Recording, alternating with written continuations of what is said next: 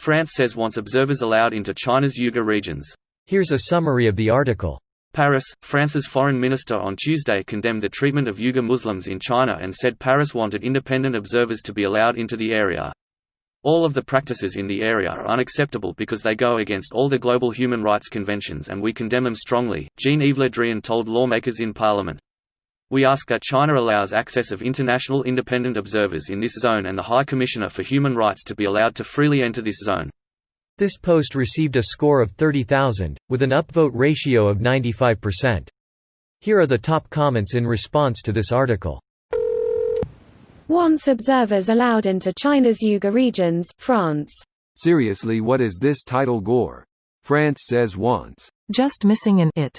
Are we sure that is the correct pronoun for all of France? It puts the observers in the regions or else it gets the hose again.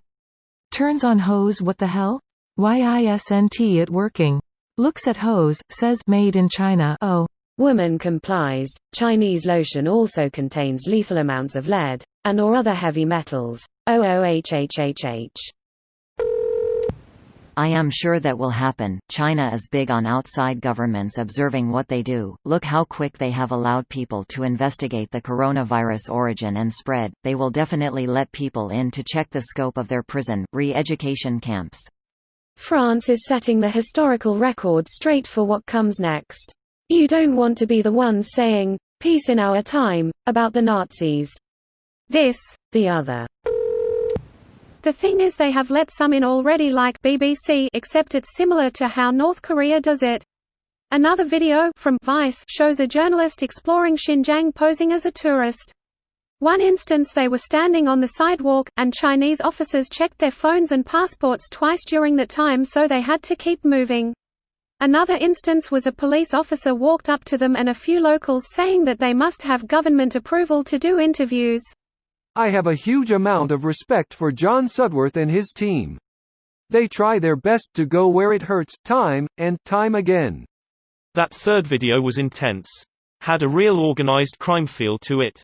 More and more guys kept appearing, until what seemed like a superior turned up to yell at their lackeys and show them how it's done.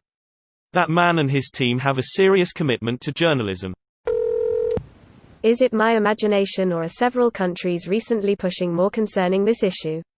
Was there a specific event that led to this? Google Maps showed the prisoners blindfolded and taken on trains to who knows where. It's similar to when the Jews were forced on trains that led to the hidden concentration camps.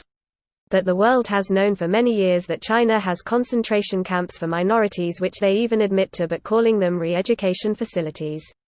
What I'm asking about is why do several influential UN Security Council countries suddenly make an effort to formally condemn the situation that they have been aware of for a long time? Did something happen that I missed? Is it in fact just some even more Auschwitz-vibing footage that was recently released, or is there more going on? This video was automatically created by Reddit to speech. The article and comments in this video were selected from Reddit according to their upvotes, and any paraphrasing was performed by smmry.com, without any human intervention.